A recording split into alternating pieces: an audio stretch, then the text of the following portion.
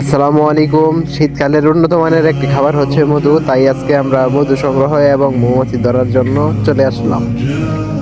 দেখতেছেন একটি গাছের গোড়া, এটা হলো মরা কাঁঠাল গাছের গোড়া। মৌমাছি মূলত কাঁঠাল গাছে থাকতে বেশি পছন্দ করে, তার জন্য কাঁঠাল গাছে বাসা বেঁধেছে।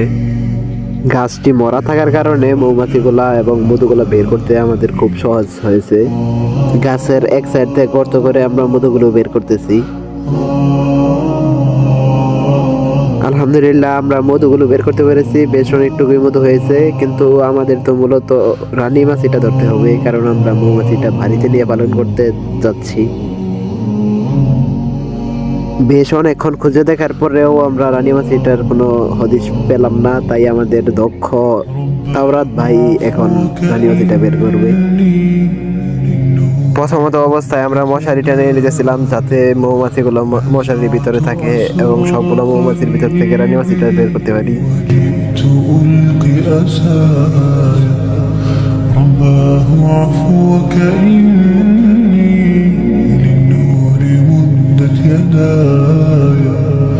نزعت أسرار قلبي وجئت ألقي أسايا وأشتكي طي صدري دربا سحيق العطايا به بدأت ولكن لم أدري ما منتهايا। মৌমাছির যে মাচাগুলো বের হয়েছে সেগুলো মৌমাছির বক্সের ফ্রেমের সাথে বেঁধে দিতেছি, যাতে সবগুলো মৌমাছি ওই জায়গায় বসতে পারে। আমরা যে সমস্ত মৌমাছি মশারির ভিতরে আটকাইছিলাম সেখানে রানী মাছি খুঁজে পাই নাই, তাই আমরা হাত দিয়ে ধরে ধরে মৌমাছিগুলো বক্সের ভিতর ভরে দিতেছিলাম। আলহামদুলিল্লাহ, অবশেষে আমরা রানী মৌমাছিটা ধরতে পেরেছি। এখন রানী মৌমাছিটা দেখানোর চেষ্টা করবো ইনশাআল্লাহ।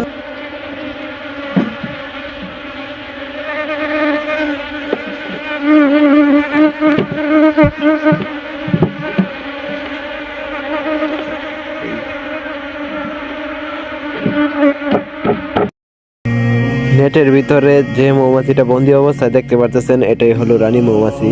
এতক্ষণ যে আওয়াজটা শুনতে পারলেন আপনারা, এটা হলো রানী মৌমাছির স্পেশাল একটি সাউন্ড। এটা হলো ওদের একটা সিগন্যাল, যাতে অন্য মৌমাছিগুলো ওর কাছে চলে আসে। দেখতে পাচ্ছেন তো রানী মৌমাছিটা সাধারণ মৌমাছি থেকে কতটুকু বড়, এবং রানী মৌমাছি যেখানে বসতেছে সবগুলো মৌমাছি এসে সেখানেই বসতেছে। এখন আমরা রানী মৌমাছিটা ধরে বক্সের ভিতরে দিয়ে দিব। আমরা রানীটা ধরছি হলো মৌমাছির বাসাতে যতগুলো মৌমাছি ছিল প্রায় অধিকাংশ মৌমাছিগুলোই আমরা মশারির ভিতরে বন্দি করে ফেলেছিলাম।